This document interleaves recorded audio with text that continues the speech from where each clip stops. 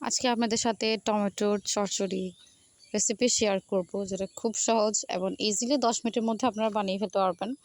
And এটা দিয়ে কিন্তু অনায়াসে 2 প্লেট ভাত আপনারা ইজিলি খেতে পারবেন এবং দিন শেষে আমাকে থ্যাঙ্কস জানাতে বাধ্য হবেন। তো যাই হোক, হ্যালো এভরিওয়ান, আসসালামু আলাইকুম। সবাই কেমন আছেন? আশা করছি সবাই ভালো আছেন। সো আমি প্রথমে কিছু টমেটো নিয়ে নিলাম। টমেটোগুলোকে সুন্দর মতো কেটে নিচ্ছি, কারণ হচ্ছে যে এগুলোকে যেহেতু আমি তেলে ভাজবো, যাতে হচ্ছে যে তাড়াতাড়ি টমেটোটা সিদ্ধ হয়ে যায়, এজন্য হচ্ছে যে ছোটো ছোটো করে টুকটো করে কেটে নিচ্ছে। তো যাই হোক, এভাবে আমি প্রত্যেকটা টমেটো সবগুলো হচ্ছে কেটে নিলাম। তো এই তো সবশেষে আমার টমেটোগুলো কাটা শেষ। এরপর আমি একটা কড়াই নিয়ে নিব, কড়াইয়ের মধ্যে তেল দিব, তেলের সাথে হচ্ছে যে পেঁয়াজ দিয়ে দিব। পেঁয়াজগুলোকে আমি সুন্দর মতো ভেজে নিয়ে হালকা লাল করে নিব।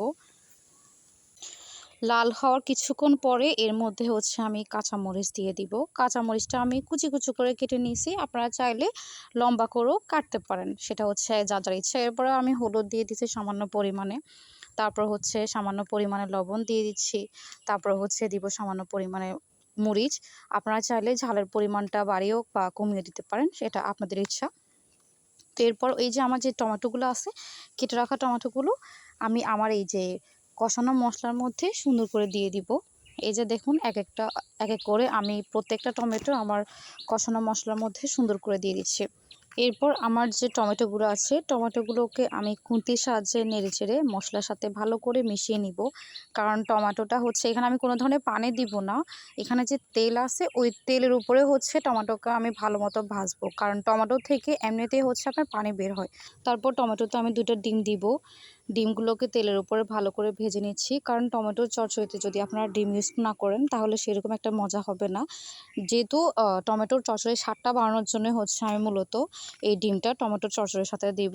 তো এই দেখুন, এই যে ডিমগুলোকে টমেটোর চচ্চড়ির সাথে সুন্দর করে মিশিয়ে নিব।